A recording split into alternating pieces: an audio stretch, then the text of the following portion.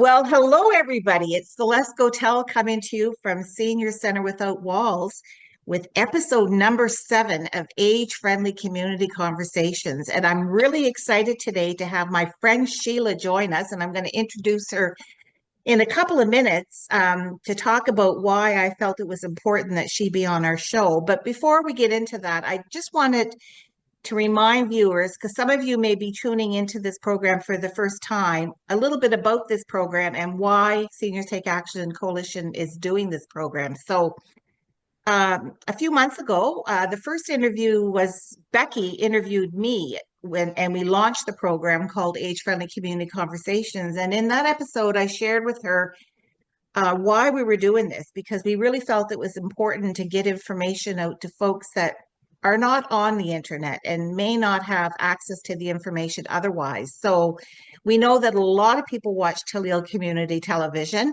and I know a lot of people tune into many of the programs that they offer. So we thought, well, this is a great way to actually kind of add on to what we're doing. You may also notice that I do a weekly edition of our calendar, and that's another way that we're able to get information out to folks. So in this particular episode, we're going to talk about something that's really important to many, many older adults and their families in Richmond County and Nova Scotia and throughout Canada, and that's something called dementia. And I wanted to kind of have Sheila join us because it's really important that we have an understanding of dementia and how that relates to an age-friendly community, and also how it relates to the various aspects of an age-friendly community. Now, age-friendly communities is one of the things that we do. Part of what we do as Seniors Take Action Coalition is to promote age-friendly communities. And there are several components to an age-friendly community. And dementia hits several of those components, but specifically, it kind of hits those components that we refer to as community support and health services. Also, social participation, social inclusion. Those are things that are really important components of an age-friendly community. So age-friendly communities play a crucial role in supporting older adults and their caregivers who are dealing with dementia by providing social connections, making sure that resources are available, and giving people a really good sense of belonging. These communities foster environments where seniors can access the support they need. It helps to reduce isolation, and it helps them to navigate life in a way that helps promote well-being, regardless of what your status is and your health status. So, in fact, we're learning a lot about what is referred to as dementia-friendly communities, and Sheila's going to talk a little bit about that later, and how we can be more inclusive to persons with dementia and their caregivers as we move forward. And why is this important? Well, we have an aging population. We know as people age, there's a greater risk of developing dementia, especially after age 65. Here in Richmond County, 46% of our population are 55 and older. So this is something that we need to flag and pay attention to. Now, we also know that while some memory loss and cognitive changes are common in normal aging, dementia involves a significant decline, and I'm by no means no expert, and that's why I brought somebody in like Sheila who can talk more about that. And it's also important that we understand kind of the difference between normal age-related changes and those that would be related to symptoms of dementia.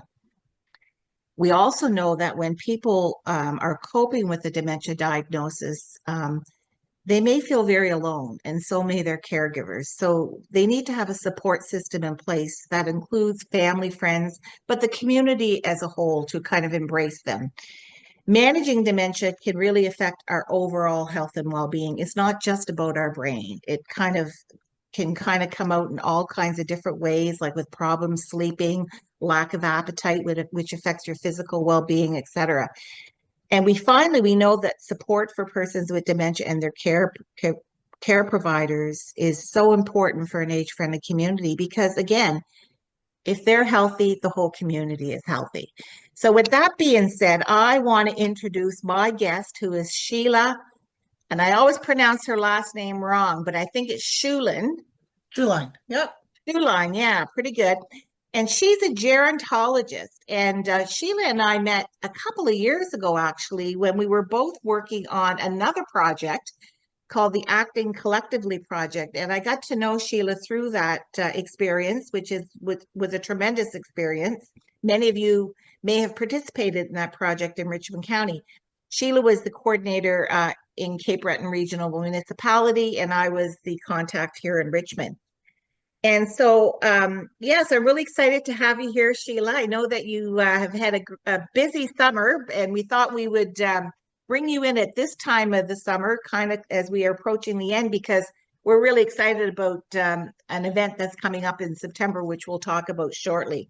But before we get into that, I wanted to get you to start off with telling us a little bit about yourself, Sheila. Like, where are you located? We're here on Zoom, so people don't know where you're located. And what the heck does a gerontologist do anyway? Good So off question. to you. Okay. Well, I live in Grand Myra South on lovely Cape Breton Island. We're kind of in the rural part, not too far from Marion Bridge, but about 40 minutes from Sydney. So Okay. a little bit of a drive from the bigger community. So Yeah. I call myself a rural older adult. Yes. Uh, I like your question about a gerontologist because oftentimes gerontologists and geriatricians get confused. Yes. Geriatricians are the medical side of aging, where a physician focuses on working with older adults. But a gerontologist, which is exciting for me, they study all aspects of aging, and the goal is to really to support the wants and needs of older adults. Uh, some gerontologists will work in healthcare. Others, there's a wide range. They might work in business or in education. They're trying to improve the quality of life for seniors. And so, the research gerontologists might be studying age-related disease, or they might work in policy development to try to advance things like age-friendly community Yes. policies, or they might be providing direct care. Uh, Especially as you alluded to earlier with the demographic shift, I think that gerontology is a really important field. It's vital, Mm-hmm. to ensure that the voices and the concerns of older adults are built in to this, and gerontologists try to make that happen. Now, personally, I've been in practice for a long time. Since 1997, I think is when I started. I Right. graduated and started into the practice. And I'm lucky because my work is, I work as a research gerontologist, also as a social science gerontologist. So, developing programs and things like that. And I also do clinical work. I also do system navigation for folks, older adults looking for services. So in the past, I've also done policy and advocacy work. So I get a little bit of all of that. And that policy and Mm-hmm. advocacy work is usually directed at trying to, ensure that we have age-friendly environments. Right. And I know that you've also done a lot of work around elder abuse as well. And For that's sure. an area of expertise and also something that's really important and potentially could have an impact on dementia diagnosis. So could you talk a little bit about that work as well? Gladly, because I've worked over 10 years as an elder abuse prevention consultant with Elder Abuse Prevention Ontario. When I lived in Ontario, I moved to my lovely location in 2019. But kind of when COVID hit, Elder Abuse Prevention Ontario went virtual. So they called me back and said, could you Okay. continue? So I'm also now I've left the consultancy role and I'm kind of project lead for special projects now. But really, Okay. you nailed it that that elder abuse, if you're suffering from dementia and cognitive impairment, you're at higher risk for elder Yes. abuse. Yes. Um, and that's awful because, some of these scams and fraudsters are actually seeking people with cognitive impairment because Mm-hmm. it's easier for them to, work around that for people with cognition issues. So, we really need to be aware of that in our society. Those folks are really at the highest risk of abuse. And when we talk about age-friendly communities, how can you have an age-friendly community if you first, want to be the ostrich and bury your head about elder abuse Mm-hmm. issues, if you don't Mm-hmm. want to recognize them? And Mm-hmm. secondly, if you somehow don't have the supports and services for victims or people at risk, right? So, although we don't have safety as a pillar under age-friendly communities, respect and inclusion is there. So, Absolutely.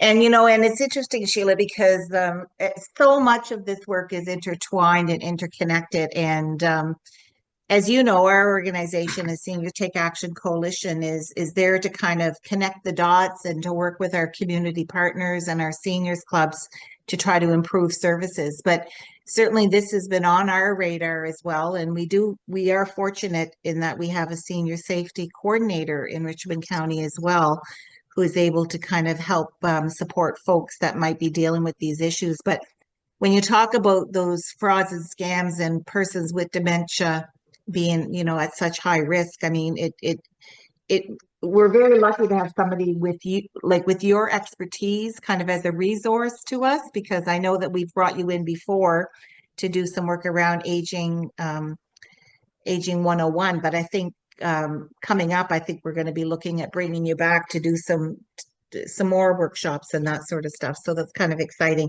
because you're not that too far away. no, I can get to you no problem and love the invitations.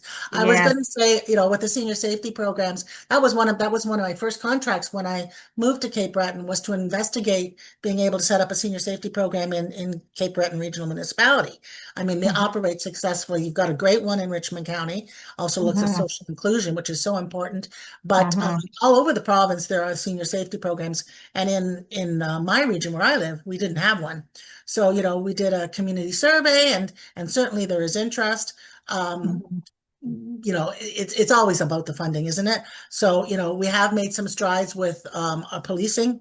So I'm happy to say that, there's some more work being done. But a lot of times it's about awareness and education. So anytime I get an opportunity to come out and provide education, I'm glad. So I look Mhm. forward to that. Mhm. I was going to say that we're looking to do another session with the senior safety program coordinators in the fall to just make sure that they're all, you know, as aware as they can be about the risk factors and probabilities, prevalence of elder abuse. So That's stay tuned. great. That's great. Well, and I'm always up for, this idea of train the trainer. If we have somebody with your expertise to pass on that knowledge so that people, like, there's only one of you. So if we can have several people that can actually pass on the knowledge about that in their communities is a real benefit as well. It's about kind of building capacity in the community to kind of, for them to be more resilient. So Thank you. when I first was chatting with Sheila, I mentioned something called Dementia Live, which is something that Sheila's involved in. And I'm really excited that it's coming to Richmond County in September. So maybe you can tell us a little bit more about your role in that project and what is Dementia Live? Gladly. Yeah. That is my passion project because I have a very personal tie to dementia. I was primary caregiver. In fact, I took a year off work to care for my mom, who lived and died with Lewy body dementia. That was Mhm. when we were in Ontario. And really, I noticed, frustrated by, angered by the stigma associated with the disability. Um, Mhm. that not only hurts the person living with dementia, but it also, if you're afraid to tell people about it because how they might react, caregivers are not Mhm. accessing the supports and services they need to, for Mhm. best care.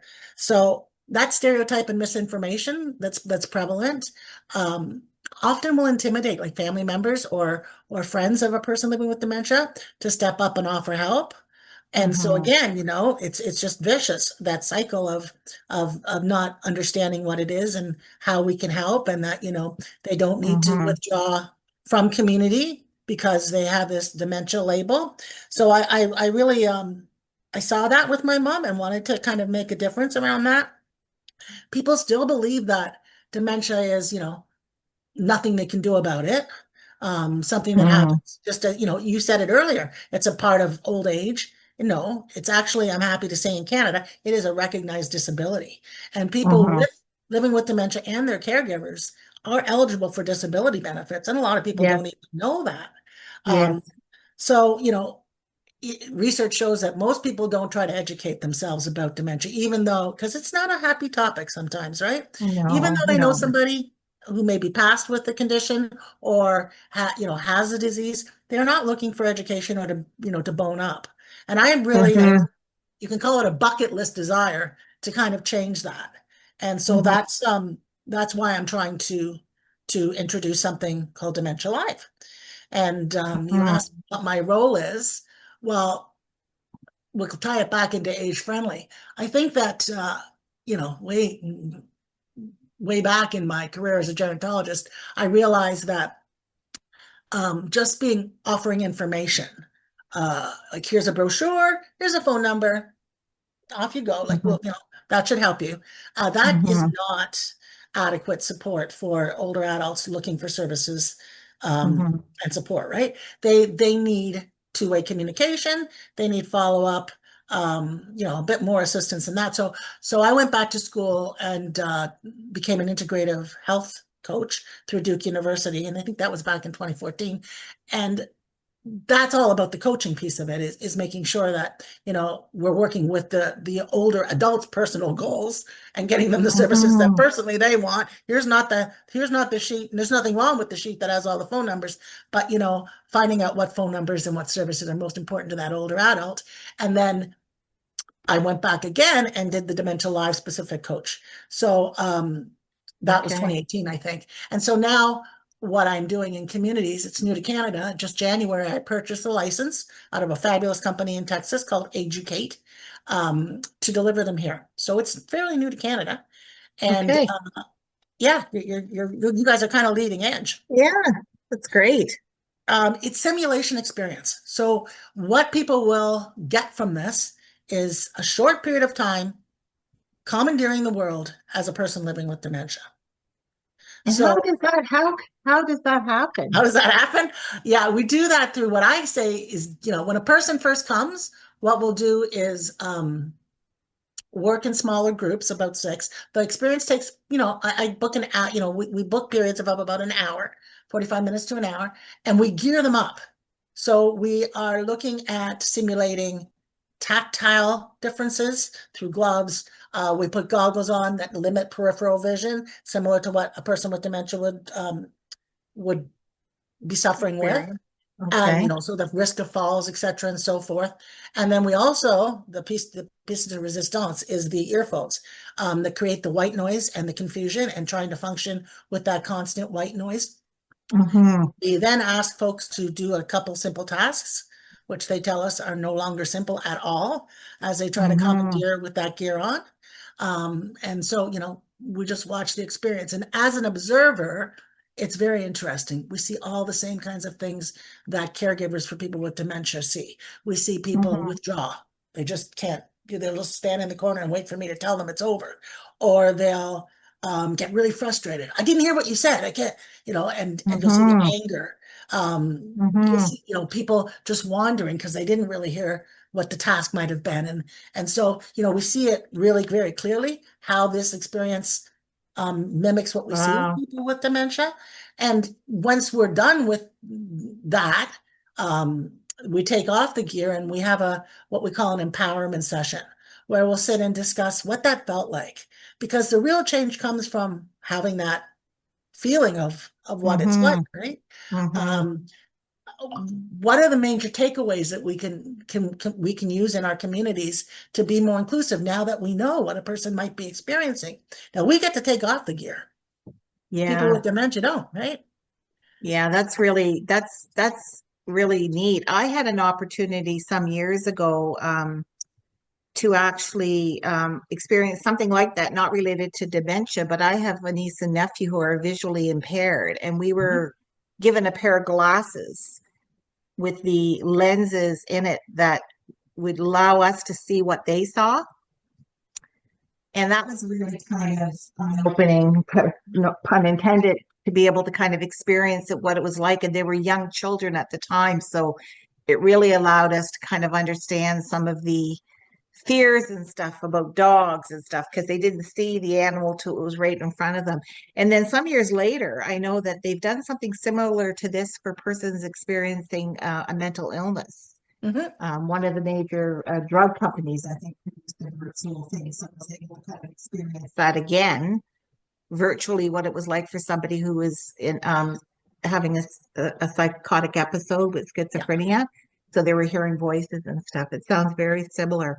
So this is something that really anybody would benefit from participating in. It's people that work at long-term care facilities, folks that work in continuing care or VON, caregivers, family members of a grandparent that might have dementia or whatever. It would be so good for anybody to participate in this to get a better understanding. Most definitely. I encourage anyone with an interest in understanding dementia, whether you have a family member currently or had a family member. If you don't, you will. The numbers tell us that no one Yes, will not be touched by this, which is great. staggering what they're predicting for Canadian dementia statistics down the road. So, Yes. I'm kind of investing in the front end of that. So the more people that kind of have an Hmm. idea will react differently. I mean, simulation experiences, as you explain them, they've been proven over and over again Hmm. to increase empathy, and that's why, Hmm. and a better, more intimate Hmm. understanding of whatever condition the simulation Hmm. is working to help you understand. So, those are longer term impacts if you internalize that feeling. I did Dementia Live for a fourth year group of pharmacists who were going on and graduating. Hmm. And one of the students, you know, eyes bright after the event, go, oh my gosh, I had no idea. And I said, my grandmother needs to take this because she thinks my grandfather does this stuff on purpose, and she's always Yes, angry. So that poor yes, caregiver is always frustrated and angry with her yeah, loved one because she doesn't understand what his life is like. So, yes, to me that was a big aha moment for me. I got to get this out everywhere. Like I want it yes, in health studies for sure. I want people who are going to be providing professional care to get it, but it's equally important for any community member. absolutely. And so we're really excited that this is going to be offered here in Richmond County on two separate days. Yep. And the way that you've described it, Sheila, is that six people will gather and kind of get that orientation, if you will, experience it, and then have a chance to chat about it within an hour period. But you're going to be here for several hours each day, which will allow a lot of people in our community to participate. So We're hoping to get 48 people through each session, each day. each day, so that's Yeah. close to 100 people that will I can't wait myself to do it. So that'll be close to 100 people in Richmond County that will have benefited from that. So tell us a little bit more about those 2 days. So So we're working with great community partners. On September 22nd, it's St. Louis Church that's hosting it, and Debbie Sampson is our contact there. yeah, And and then, Debbie is St. Louis Church, that's in Louisdale. yeah, And that's the Fleur de Lis Club, is a very active seniors club in Louisdale. So they're doing that on the 22nd. Okay. yeah. And then Ilmadan, the New Horizons Club, Senior Citizen Club in Ilmadan, um, Right. well, Airshot. Gloria Sampson is our representative there, and they're doing it on the 23rd. So I'm coming up Okay. and kind of doing a back-to-backer in Richmond Back to County. back. Okay. Yeah. And at the end of this, we'll make sure that we include both of their numbers, as well as your number in case people want to reach out to either book it or if they have any specific questions about that experience and want to I'd chat with also you directly. like to tell your audience that this is part of a Age-Friendly Communities grant, and we're partnering with Cape Breton University to get some Canadian data too on the empathy changes. So people are going to be asked if they'd like to participate in research, as part of their experience, and we hope that they say yes, because it's new to Canada. We don't really have, our own information on how this impacts people um, after the fact. Does it help you provide better care? Do you feel more confident working with your loved one or your patients? So hopefully people will say yes to that question. And that grant is allowing us to do it in 6 communities across the island. So we've got the 2 in Richmond, but if your viewers are not in Richmond, they can always reach out to me and see where else we're going to be.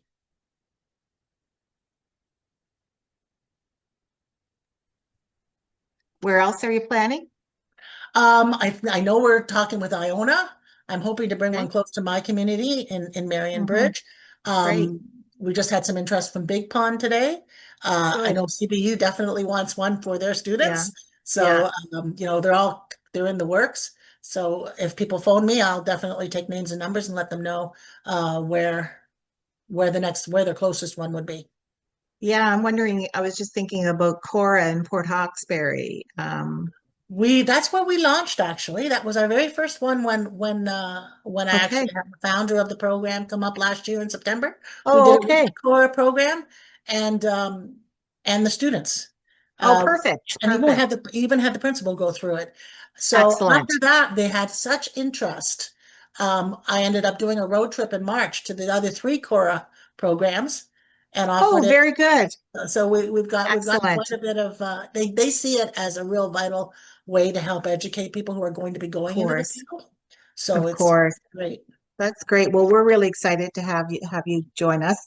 So, at the beginning of the interview, I talked a little bit about dementia-friendly communities, and I was just because I have Sheila here with me. If you give a little bit of kind of context in terms of how does a dementia-friendly community intersect with what we call age-friendly communities? Like the two are obviously cousins or Yeah, even yeah, siblings. Siblings. yeah. I think that well, it's yeah, it kind of obvious in some ways, but dementia friendly communities as its own movement is kind of relatively new. But it's really focusing on trying to make sure that the infrastructure that already exists or maybe doesn't exist and should exist um, barrier free for people with dementia is part of an age-friendly community. Alzheimer's Nova Scotia's dementia friendly communities initiatives, and that's who heads them up with Mhm, help from the Population Health Fund in national. I think they're providing the funding for it. They work directly with individuals and communities, businesses, and other organizations and committees to actually be find out ways in those communities where people can be more supportive, um, mhm. provide more assistance and be more inclusive. So doesn't that ring very true to what I know It about does. the communities is that Yes. health promoting piece, creating a place where people want to grow older, Yes. and really a place where people can still be autonomous and be active in their communities. So we Hmm. don't want people with dementia, and that's why it probably has become kind of a add-on piece because we don't want people with dementia to fall through those cracks, right, of an age-friendly Absolutely. community. Yeah. And again, I think, like as you said, I think the two are so closely connected because when I talked at the beginning, how this was kind of more related to those um, domains that we call social participation, social inclusion, and community support and health services, it really kind of spills into other things like communication and information, Yeah. making sure that people have access to the information that they need to navigate this. But it also, even transportation, like, having our bus drivers or our drivers who are working with organizations like Straight Area Transit be more familiar with folks who may have early stages dementia who might be using their services that because people with early stages dementia can still have very active lives and still Mhm. engage And in the should. community, etc. So yeah, so this is really great information for people to hear about. We also, through our senior safety person, Rachel, we also have what's called kind of a cafe reminiscence or a memory cafe that happens once a Awesome. month in Richmond County as well. So there's all kinds of different things that we're working towards doing that will help to promote a dementia-friendly community, but also to kind of meet that mark in promoting an age-friendly community. And this is one of the many things. So again, Dementia Live coming to Richmond County on Monday, the 22nd of September in Louisdale, the 23rd of September in Ayrshire at the Almadam New Horizons Club.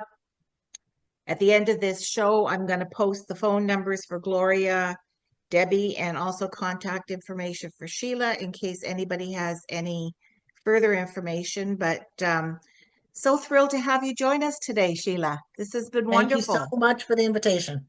And I'm sure I'll have you again because you're such a wealth of information. And this program is going to be ongoing, just presenting different topics of interest to folks who are older adults, so that through Teleo Community Television, they're able to access information in an easy format, friendly faces having conversations.